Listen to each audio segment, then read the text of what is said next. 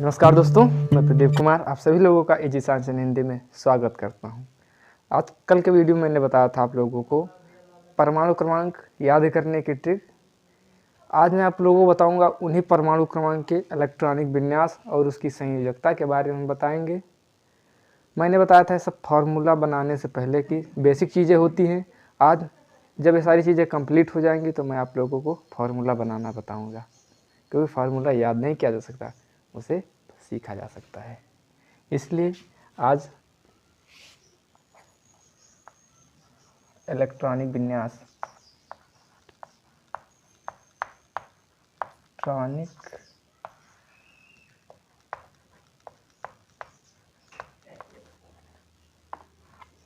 Electronic विन्यास जिसे English में इलेक्ट्रॉनिक कॉन्फ़िगरेशन कहते हैं।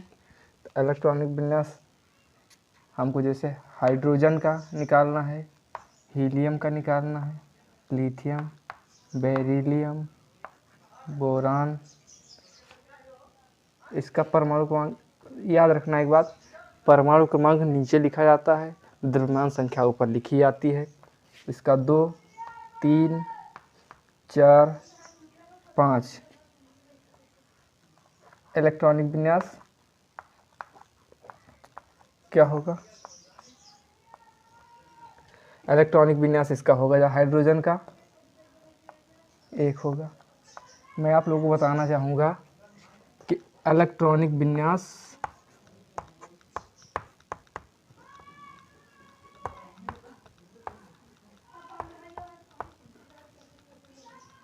इलेक्ट्रॉनिक कॉन्फ़िगरेशन जो होती है उसमें 2, 8, 8, 18, 18, 32 का। इसलिए मैं उन्होंने बताया था कि पहले कक्षा में 2 इलेक्ट्रॉन होते हैं, दूसरे कक्षा में 8 होते हैं, तीसरे में 8 होते हैं, चौथे में 18 होते हैं। ज़्यादा से ज़्यादा इतने इलेक्ट्रॉन हो सकते हैं, कम से कम कुछ भी हो सकता है, 1 से लेकर जितने दिए होंगे। तो इलेक्ट्रॉनिक विन्यास अगर इसका निकलेगा तो हाइड्रोजन का इलेक्ट्रॉनिक विन्यास निकालने के लिए क्या होगा? परमाणु क्रमांक 1 है तो इसका इलेक्ट्रॉनिक विन्यास 1 होगा। इसी प्रकार हीलियम का परमाणु क्रमांक 2 है तो इसका 2 होगा। लेकिन लिथियम का परमाणु क्रमांक 3 है तो इसमें होगा पहले 2, फिर 1 बच रहा है तो 1 हो जाएगा, क्योंकि मैंने बताया है ना 2, 8 तो 1 से लेकर 8 तक जैसे हो सकता है। अब इसी प्रकार से बेरिलियम का होगा 2, 2। बोर-बरी के नियम के अनुसार ये इलेक्ट्रॉनिक विन्यास होता है। मैं आप लोगों को अबाउट नियम के अनुसार भी बताऊंगा। इसी प्रकार से बोरॉन का होगा 2, 3 ये होगा। अब इलेक्ट्रॉनिक विन्यास इतना इम्पोर्टेंट होता है कि इलेक्ट्रॉनिक विन्यास से हम काफ़ी चीज़ों का पता लगा सकते हैं। एक तो इलेक्ट्रॉनिक विन्यास के आधार पर हमको पता लग सकती है इसकी संयोजकता।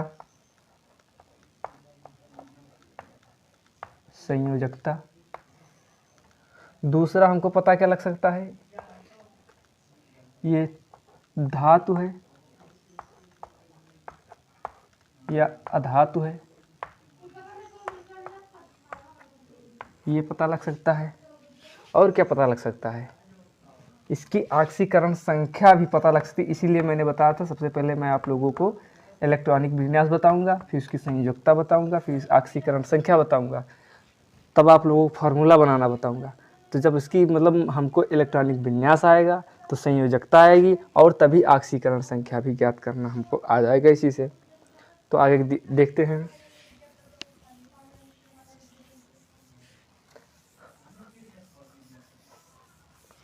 अब मान लीजिए क्लोरीन का हमको निकालना है। क्लोरीन का 17 परमाणु क्रमांक होता है तो इसका इलेक्ट्रॉनिक विन्यास क्या होगा? 2, 8, 7, 2, 8, 10, 10, 7, 17, 17 इसका परमाणु क्रमांक है। तो किस प्रकार से हम लिखेंगे? पहले सेल में मैंने बताया था 2 इलेक्ट्रॉन होते हैं पहले कोष में, दूसरे कोष में 8 होंगे, तीसरे में भी 8 होने चाहिए, लेकिन इसमें इसका परमाणु क्रमांक कितना है? तो जैसे सभी को पता है नाभिक होता है, नाभिक पे कौन सा आवेश होता है? धन आवेश होता है ना मित्रों? हाँ, पहले कक्षा इसकी बनेगी। इसमें कितने इलेक्ट्रॉन होंगे पहले कोष में? ये पहला है, ये दूसरा है और ये तीसरा है। पहले में कितने हैं? 2 हैं, तो इस प्रकार से 2।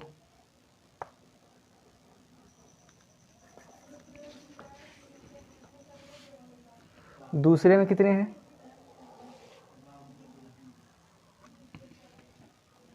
8। 1 2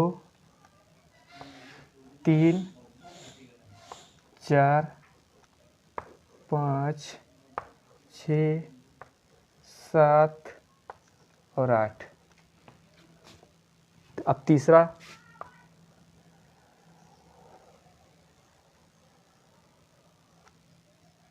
1 2 3 4 5 6 7। अब देखो यहाँ पे इसका इलेक्ट्रॉनिक विन्यास निकालने के लिए देखो, इसमें लास्ट ऑर्बिटल में एक इलेक्ट्रॉन कम है। इसको पूरा करने के लिए कितने इलेक्ट्रॉनों की आवश्यकता है? क्योंकि ये नियम है कि जब तभी ये स्थिर हो पाएगा जब तक इसके लास्ट ऑर्बिटल में इलेक्ट्रॉन फुल होंगे, अर्थात इसका ऑक्टेट जब कंप्लीट होगा तब ये स्टेबल हो पाएगा। उससे पहले स्टेबल नहीं होगा, स्थिर नहीं होगा। तो यहाँ पे एक से मान लिया मैंने मैग्नीशियम 12 Mg, तो इसका इलेक्ट्रॉनिक विन्यास क्या होगा? 12 है, 2 8। अब कितने बचे? 2 बचे। इसका इलेक्ट्रॉनिक विन्यास हो गया। इसी प्रकार से मैंने सोडियम का ले लिया 11, तो इसका क्या होगा? 2 8 1 हो जाएगा।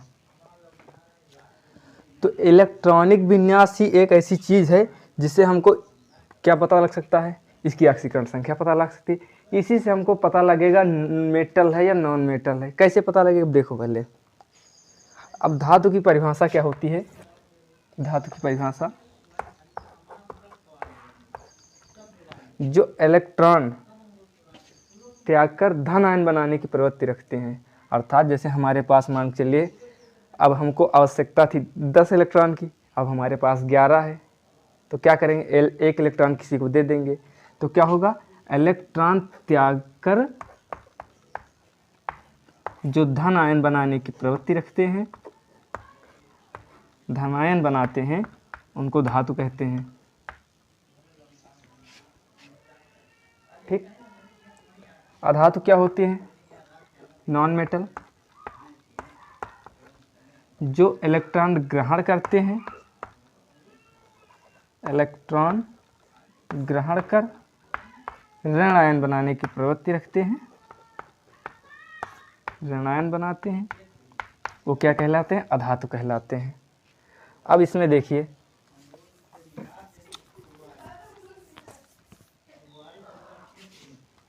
अब जैसे हमको मान लीजिए, इसको एक बार हटा दें। अब जैसे यहाँ क्लोरीन है, क्लोरीन ऑक्टेट कंप्लीट करने के लिए कितने इलेक्ट्रॉन की आवश्यकता है? 1 इलेक्ट्रॉन की आवश्यकता है। मतलब ये क्या करेगा? ये किसी को दे तो सकता नहीं है कि साथ किसी को दे दे, एक ले सकता है लेकिन ना।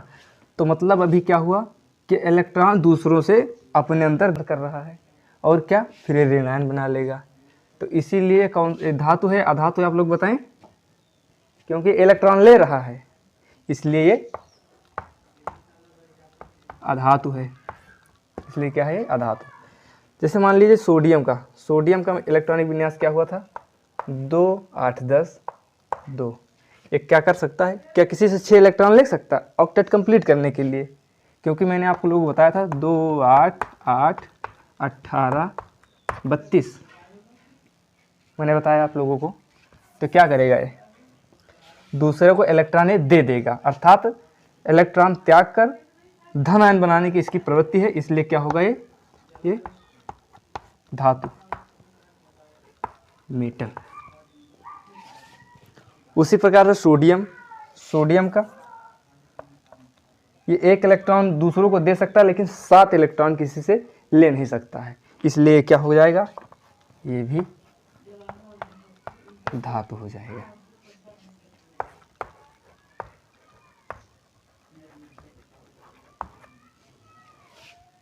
क्लियर आप लोगों को? अब जैसे मैं आप लोगों को ऑक्सीकरण और संयोजकता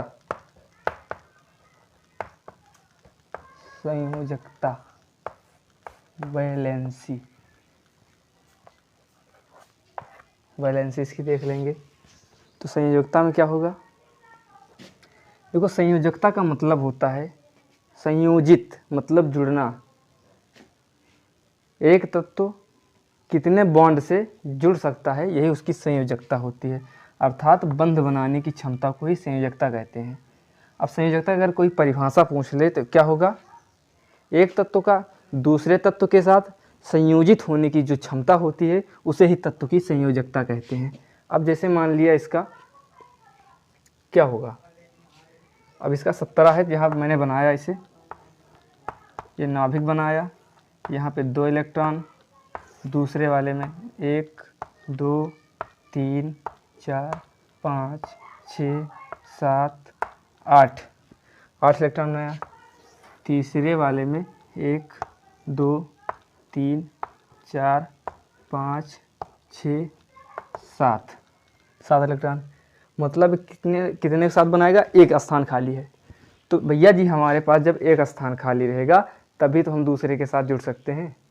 अगर एक हाथ में मैंने कुछ लिया तो दूसरे हाथ से किसी को पकड़ेंगे, अगर दोनों हाथ में हमारे कुछ को थोड़ी पकड़ पाएंगे, अगर दोनों हाथ खाली होंगे तो दोनों हाथों से हम किसी पकड़ सकते हैं।